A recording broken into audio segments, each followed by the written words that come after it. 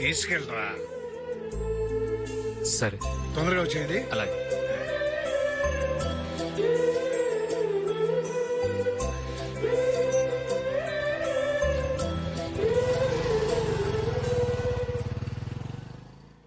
ఏమిటండి ఇది? వయసులో ఉన్న పిల్లల్ని మీరే అలా ఒంటరిగా బయట మీద పంపిస్తున్నారేంటి? పంపిస్తే ఏంటంట, వాళ్ళు ఏమైనా లేచిపోతారా లేకపోతే లాడ్జికి పోతారా? ఆహా, అలా అని కాదు.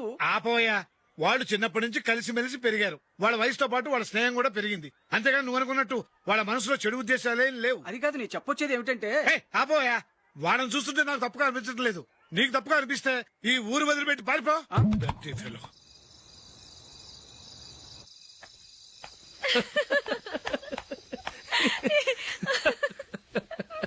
ఏంటంత పగలబడి నవ్వుకుంటున్నారు? ఏం లేదు నాన్న. అదేదో నాకు చెప్తే నేను నవ్వుతానుగా. మేము పెళ్లికి వెళ్ళామా, అక్కడ తెలిసింది పెళ్లి కూతురు ఫాదర్ మా హోల్ తెలుగు మాస్టర్ అని. నమస్కారం మాస్టర్. నమస్కారం. మీరు ఎవరు? మేము సార్ మీ ఓల్డ్ స్టూడెంట్స్. నేను అశోక్, ఇది జూలీ. ఓహో, మీరా? బాగున్నారా? బాగున్నాం సార్. నమస్కారం. ఇందులో అంత నవ్వడానికి ఏముందమ్మా? చెప్తాను. మీరు పెళ్లికొడుకు ఫ్రెండ్స్ అండి? అవునండి. పెళ్లి కూతురు తండ్రి కూడా మాకు తెలుసండి. మేము చిన్నప్పుడు ఆయన దగ్గరే చదువుకున్నాం. చాలా మంచి మనిషి. ఆయన మనసుకు తగ్గట్టే మంచి భార్య దొరికింది. ఆయన భార్యని మీరెప్పుడు చూసారండి? ఇప్పుడే డైనింగ్ హాల్లో. ఎక్కడ చూసారు? డైనింగ్ హాల్లో. అప్పుడు ఏమైంది? ఆవిడని తీసుకెళ్లి చూపించావా? ఒకటే గొడవ. ఏ? ఆ బండావిడే మా మాస్టర్ గారు పెళ్ళం. మరి ఆ సరసాలాడిన అమ్మాయి ఎవరు? ఆ ఇంటి పని మనిషి.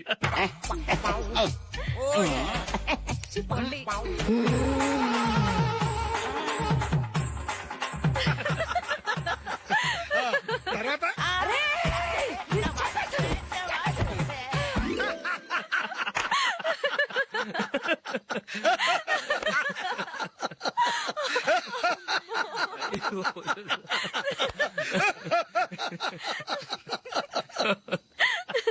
రండి ఫోన్ చేద్దాం. రండి నాన్న. నాన్నా,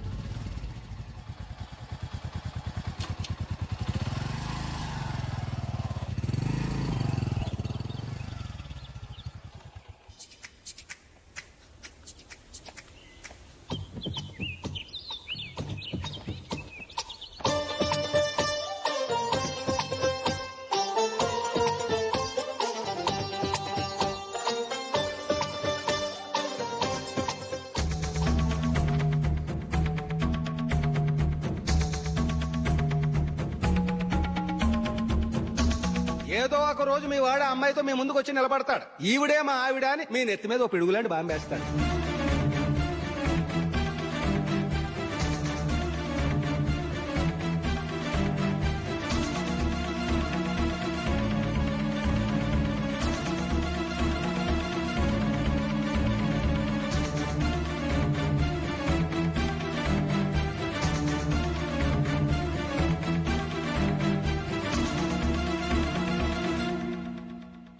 నీతో మాటలేంట్రా? నీకు ఇంట్లో ఉండే అర్హత పోయింది. ఈ క్షణం ఇంట్లోంచి పోరా.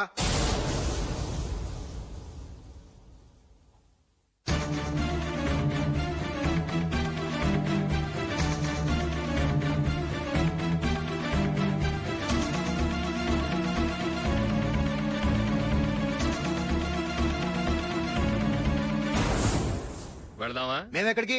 ఈ ఇంట్లో నీకెంత హక్కు ఉందో నాకు అంతే ఉంది. తాత ఆస్తి మీద కొడుకులు కాకుండదు, మన వాళ్ళకే. ఆ పైన తాతకు తప్ప ఎవరికి నన్ను ఇంట్లో నుంచి బయటకు వెళ్ళమని హక్కు లేదు. ఇల్లు విడిచి వెళ్ళడం అంటూ జరిగితే అందరం బయటకు వెళ్ళాలి. ఇల్లు అమ్మితే వచ్చిన డబ్బుని అందరం సమానంగా పంచుకోవాలి.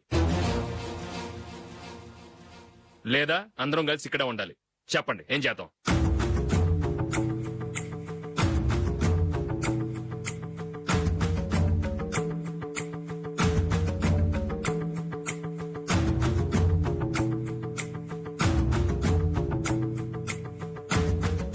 ఇక్కడే ఆడో మనం. రాజులే,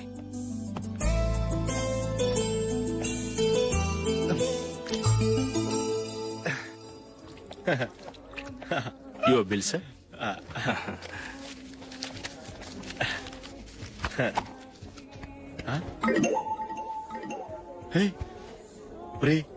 దొరికేసేవరా పరిస్థితి మర్చిపోయాను. అయ్య బాబాయ్ దెబ్బైపోయాను రా. నేను కూడా పర్స్ తీసుకురావడం మర్చిపోయాను రా. అవును మరి, నువ్వు తెస్తే అందులో డాలర్స్ గోల్డ్ బిస్కెట్స్ ఉంటాయి. మహా అయితే లాటరీ టికెట్ లాండ్రీ బిల్లు ఉంటాయి, అంతే కదా. ఊరుకురా.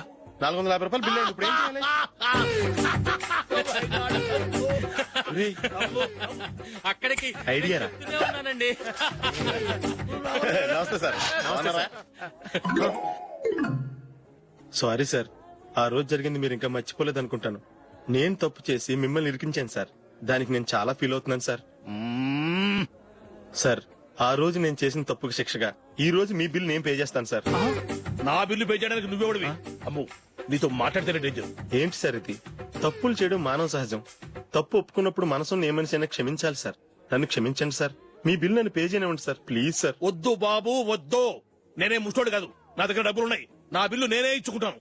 ఒకవేళ డబ్బులు లేకపోతే ఇదే హోటల్లో పిండి రుబ్బుకుంటాను గానీ నీ దగ్గర మాత్రం పైసా తీసుకోను. వెళ్ళు వెళ్ళు. సారీ సార్, నేను వస్తాను సార్. పదరా, మనసున్న మనుషులే లేరు. ఛే, దొంగ వెతవు. ఇలాంటి వాళ్ళని నమ్మకూడదు. బిల్లు ఇచ్చినట్టు ఇచ్చి ఏదో తిరకాసు పెట్టి మోసం చేస్తారు. ఇలాంటి సమయంలోనే మనం చాలా తెలివిగా వ్యవహరించాలి, తెలిసిందా? సార్, ఏంటి? బిల్ నేను పే చేస్తున్నాను. వద్దు, నేను పే చేస్తాను, నువ్వు వెళ్ళు. ఓకే, బిల్ ఆయన ఇస్తారంటండి. ఓకే, ఇస్తానండి. వీడు వస్తాడని తెలిస్తే ఇంకో బిర్యానీ తినేవాని కదరా. నేను ఇంటికి పాస్లెట్కి వెళ్ళి ఉన్నా. పెద్ద పెద్ద మునగాళ్ళం చూసాం. ఏంటే ఇది? 2 ఫుడ్ సలాడ్లు తిన్నాము, 500 రూపాయలు బిల్లా? మీ బిల్లు 50 రూపీసే సార్. పక్క టేబుల్ బిల్లు కూడా మీరే ఇస్తాన్నారు కదా, రెండు కలిపి 500 రూపీస్.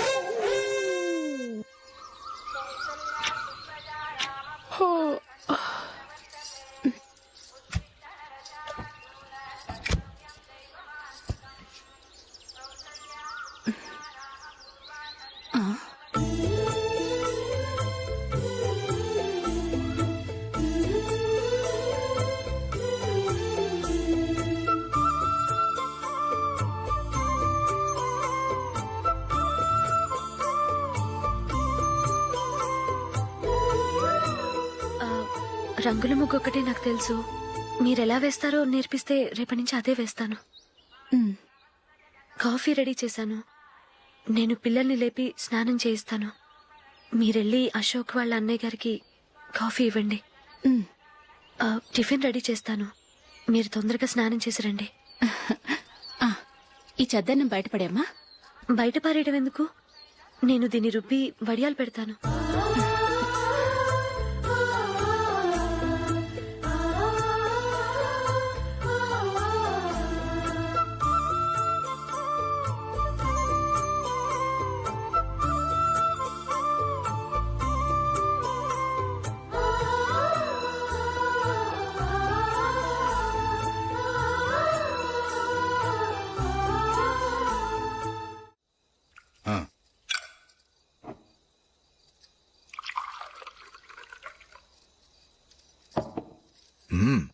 ఈ రోజు వంటలు కాస్త బాగున్నట్టున్నాయి.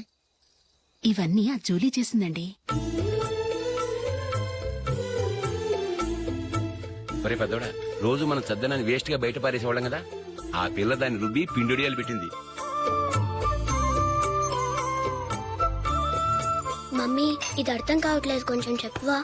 నేనేమన్నా ఖాళీగా ఉన్నానా? వడ్డిస్తున్నాను కదా, తర్వాత రా. ఏది ఆ ఒడియాలు ఇలా ఇవ్వు.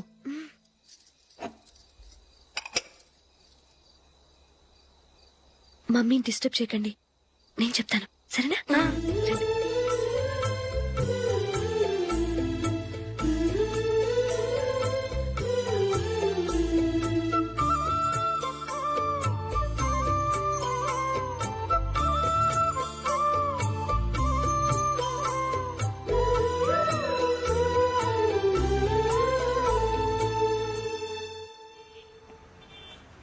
ఎందుకు జూలీ మీ నాన్నగారు ఇన్సూరెన్స్ డబ్బుతో ఈ కెమెరా కొనడం? క్రికెట్ టీమ్ లో సెలెక్ట్ అయ్యే వరకు నీకిదే ఉద్యోగం. టీమ్ లో సెలెక్ట్ అయ్యాక లక్షలు లక్షలు సంపాదిస్తావు కదా, అప్పుడు నా డబ్బులు నాకు ఇచ్చే. ఓకే? ఓకే. స్కూల్ కి టైం అయింది, వస్తాను. బాయ్. రండ్రా.